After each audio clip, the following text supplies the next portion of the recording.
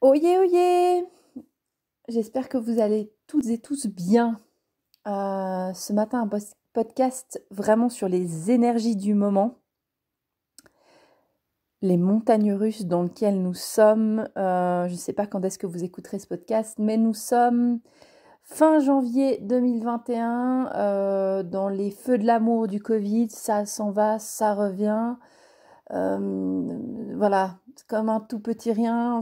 Voilà, mais ça s'en va et ça revient. Et puis il y a tout ce qui va autour. Il y a tout ce qui va autour, les montagnes russes, il y a comment être dans la famille, comment... Et puis, je sais pas, un peu les énergies du moment qui sont hyper fortes. Puis j'avais envie de partager ça en me disant, mais peut-être que toi aussi t'es là-dedans. Et puis beaucoup de prise de conscience aussi. L'énergie du moment, elle est très particulière. De par cette espèce de pseudo-retour confinement. C'est pas tant le confinement, le retour à la maison, parce que je pense que pour beaucoup, on va quand même un petit peu bosser. Même si c'est pas en temps complet, mais il y a quand même un travail, mais il y a le fait d'avoir aucune activité à l'extérieur. Et c'est ça qui est compliqué en ce moment. On fait du sport devant notre Zoom, on fait du... Voilà, on est ensemble en famille, il n'y a pas d'activité, il y a pas d'échappatoire hormis ce cocon-là. Et puis, on peut voir les amis en petit effectif. On ne peut pas fuir dans nos activités, on ne peut pas fuir dans plein de choses. Et qu'est-ce que ça amène? Je me permets de faire ce podcast parce que j'ai eu pas mal de copines qui m'ont rappelé où c'était dur dans le couple en ce moment. Euh, En me disant, chacune, elles ont tenu ce discours en disant, mais tu sais, le Covid, c'est difficile pour moi dans le couple. Puis en fait, j'ai juste envie de vous dire, mais c'est difficile pour tout le monde. C'est pas que toi, c'est tout le monde. C'est tout le monde. Enfin, c'est tout le monde, puis c'est tout le monde. C'est pas simple. Peut-être que ça va être des moments où c'est la révélation de dire à ce moment-là, tu n'arrives plus à trouver un terrain d'entente où finalement, quand tu es pris dans le quotidien, tu travailles, puis que tu as ton activité, puis que le week-end, tu vois tes copines, et puis que finalement, tu passes peut-être 3 heures vraiment, ou même pas, avec ton conjoint ou ta famille. Et puis là, c'est le moment de réaliser, de dire comment on s'aligne, comment on trouve des activités ensemble, et juste ensemble, et puis à la maison. euh, Alors, je sais qu'on a tous Netflix ou le téléchargement ou des choses comme ça, mais comment il peut se créer quelque chose en fait autre que ça aussi? Puis ça peut être ça au départ aussi, de dire à un moment quand tu as besoin de te retrouver, peut-être qu'au départ c'est juste, hey, je me pose, on se pose dans une série et je me mets dans les bras de mon mari et c'est déjà hyper cool. Et puis à un moment, c'est de dire comment on peut avoir des moments d'échange, comment on peut avoir des moments simples de cuisine ensemble. Et ça va aussi en famille. Comment on arrive à avoir des moments où... Moi, je dois m'inventer en ce moment dans ma relation avec mon fils. C'est-à-dire qu'on allait faire... Enfin, déjà, je faisais beaucoup le taxi pour l'amener faire ses activités. Ça, j'avoue que ça me soulage passablement. Et on va plus au cinéma, plus faire les petites activités qu'on aimait faire. On aimait bien aller au bain de laver tous les deux. Et là, il n'y a plus. Et là, du coup, il faut trouver. On s'est mis à la peinture ensemble. On cuisine ensemble, on fait des activités raviolis, des choses comme ça. Et faut vraiment aller rechercher sur comment on arrive à recréer quelque chose et recréer sur d'autres bases, sur ouais, de faire ensemble en fait. Mais il m'a fait aussi découvrir la Wii, enfin de jouer. Enfin moi je joue du coup avec lui. Enfin du coup il voit beaucoup moins ses copains. Euh, il m'a fait découvrir la Wii, puis j'accepte maintenant de jouer à la Wii avec lui. Il y a ça en fait dans cette période-là.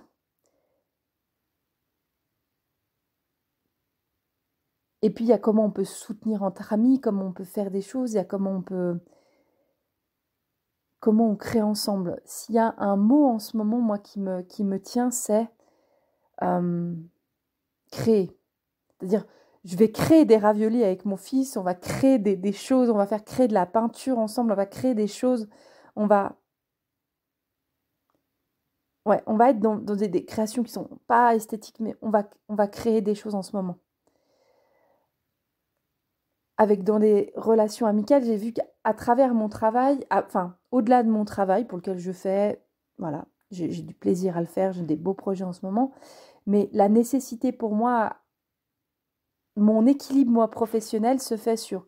J'ai un travail qui est très intéressant, très cartésien dans la communication. En ce moment, je suis sur des projets informatiques.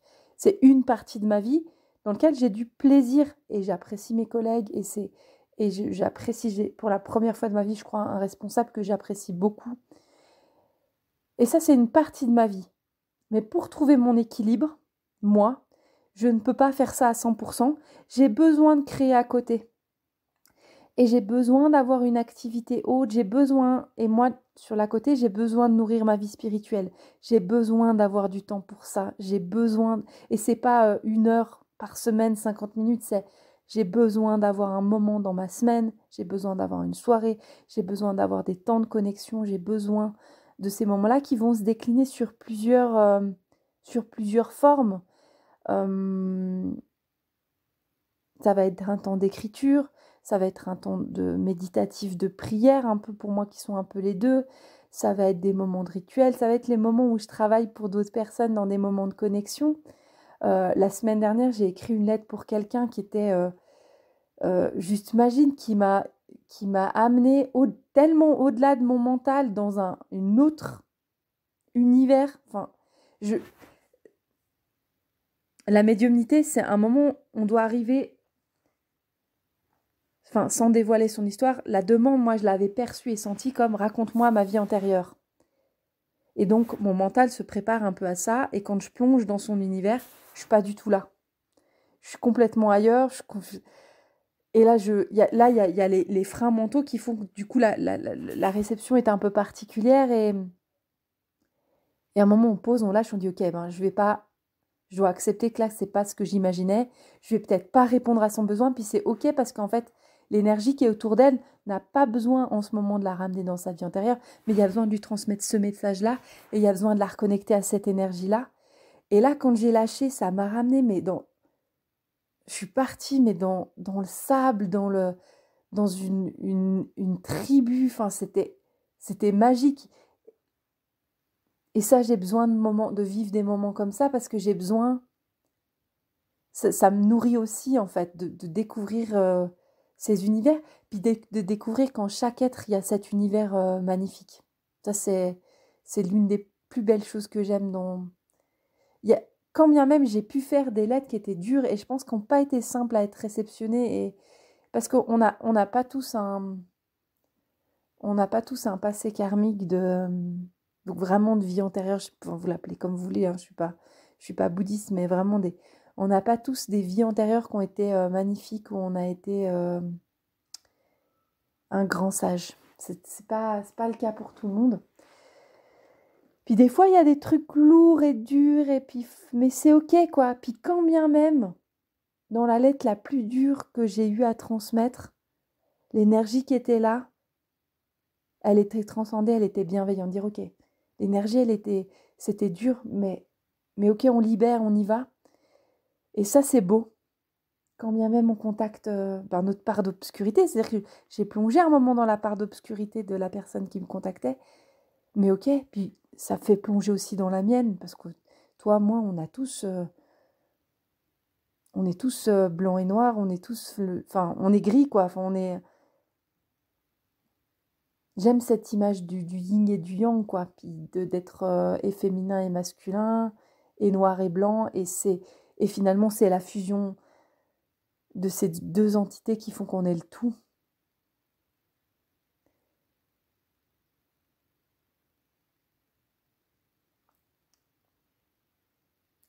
C'est ça qu'il y a en ce moment, c'est dire comment on reste connecté. Si je reviens dans mes montagnes russes, c'est dire, il y a un moment, je sais que dans mon équilibre, j'ai besoin de ça pour être connecté à mon fils dans le plaisir, qui est un ado, hein, donc c'est pas évident hein, d'être en lien avec un petit jeune homme de 13 ans dans notre rapport mère-fils. Je pourrais faire un podcast là-dessus, c'est pas facile. Je pourrais aussi, j'ai un fils en situation de handicap, je pourrais en parler aussi une fois. Qu'est-ce que c'est d'être maman d'un enfant en situation de handicap? Puis il y a l'urgence du bébé, puis il y a maintenant être maman d'un ado, donc voilà, quelqu'un qui doit construire sa vie et de l'accompagner là-dedans. Et d'arriver à trouver quelque chose où on crée ensemble et on a du plaisir dans notre relation. Ça, c'est une des choses. Euh,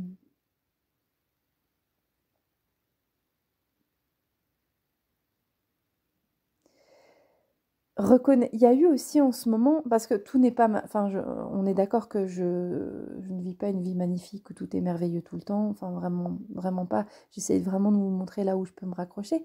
Puis ces derniers temps, il y a eu pour moi beaucoup de besoins d'alignement où des personnes sont allées au-delà de ce que je pouvais moi. Et des personnes que j'apprécie. Et c'est ça qui était le plus dur. C'est des personnes que j'apprécie, pour lesquelles j'ai beaucoup de reconnaissance parce qu'on a eu plein d'échanges, et j'en ai plusieurs, hein, et de dire à un moment, il y a eu quelque chose qu'elles ont fait à un moment qui m'a blessée, et de me dire comment je peux réagir. Et facilement dans l'amitié, on pourrait dire, ah mais c'est pas grave, on laisse passer. Et puis dire, ah je le prends avec mon ego. Ok. Puis ça, c'est un peu le truc où des fois dans le développement personnel, on s'auto-flagelle, puis c'est toujours un peu de notre faute tout le temps. Un moment, si la personne, tu prends une gifle, la gifle, tu as le droit de dire que tu la veux pas. Puis là où, en fait, je suis responsable. Moi, je me suis dit, je suis responsable de la manière dont je prends l'information. Donc, je peux me vexer. Ok, c'est une possibilité. Ou à un moment, je peux juste dire stop. Puis dire, ouais, pour me respecter, moi, à ce moment-là, je leur ai dit, ok, là, c'est pas ok pour moi. Puis la manière dont ça a été fait, c'est pas ok pour moi. Et puis, de prendre le risque de dire, moi, je me suis dit, je prends le risque de casser la relation. Parce que finalement, si je peux pas être authentiquement moi à ce moment-là, euh,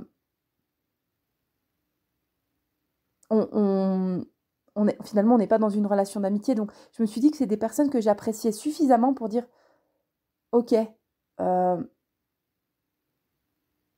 ce que tu as fait, les sujets, ils sont pas importants, mais vraiment dire sur la manière et la forme. C'était vraiment sur la forme ces derniers temps, et dire la forme dans laquelle tu es arrivé avec un sujet où j'ai pu faire des erreurs, c'est ok, mais par contre, la forme, non, pas comme ça. Et pas comme ça parce que c'est blessant. Et en fait, moi, non, j'aime pas cette manière de communiquer, je l'accepte pas.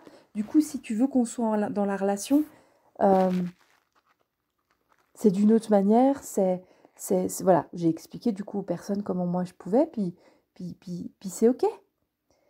Mais à un moment, c'est de se dire, j'aime suffisamment les personnes pour dire, là, non, c'est pas ok pour moi. Et je suis responsable de comment je réagis, et je suis pas dans l'autoflagellation ah, je le prends mal, du coup, je suis dans mon ego. Il y a une... Ok, c'est bon. Enfin, ça, il y a, je crois, des fois, un manque de respect de soi-même dans ça. Et évidemment, c'est pas, pour moi, c'était pas de dire, je te réagis dans l'immédiateté, je suis pas à chaud, je réagis pas tout de suite dans la colère, juste je te prends ton information, je la digère et je reviens en disant, ok, voilà ce que je peux en faire de l'information que tu m'as donnée. Et en fait, dans la manière où tu me la transmets, là, moi, je ne peux rien en faire parce que je ne peux pas la recevoir correctement. Donc voilà ce que j'avais envie de vous transmettre en ce moment dans ces énergies qui sont tellement particulières. Tellement, tellement... J'utilisais les montagnes russes, puis c'est drôle parce qu'il y a une autre personne que j'apprécie beaucoup qui s'appelle Anne-Chantal Junot, qui fait des constellations familiales, puis qui est coach de vie, qui est une femme assez exceptionnelle. Enfin, une femme exceptionnelle, je trouve, enfin, qui m'a aidé beaucoup dans mon chemin, et qui a envoyé une newsletter cette semaine. Tu en es où dans les montagnes russes? Et c'est exactement ça. Je me suis dit, tiens, elle est peut-être dans le même wagon. On est tous dans le même train, en tout cas. Et après, comment on arrive à prendre du recul, le recul. Je pense que je pourrais faire le prochain podcast sur les différentes approches. Là, je vous dis déjà la créativité, l'écriture, le dessin, il y a plein de choses en ce moment qui peuvent se faire. Moi, j'avais mon propre challenge qui était de descendre dans mon corps. C'était quelque chose dur. La première vague de confinement, j'ai tellement travaillé que je suis complètement coupée. J'avais plus qu'une tête, plus de corps. Et j'ai trouvé un moment les solutions pour arriver à reconnecter et ressentir. Et puis au début, on dit non, non, non, non, non, la flemme, machin. Et puis tout doucement, on y arrive. Et en un mois, on voit assez vite les effets de descente dans le corps.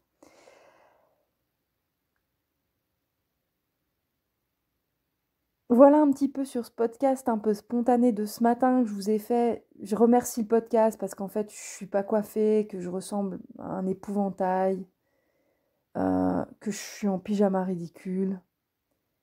Et le podcast, ça permet de dire, on s'en fout que j'ai le bon filtre, la bonne image ou la bonne tête. C'est pas ce qui est intéressant en fait. Ma tête, elle n'est pas très intéressante. Et j'espère qu'en tout cas, le fond du message était pertinent pour vous.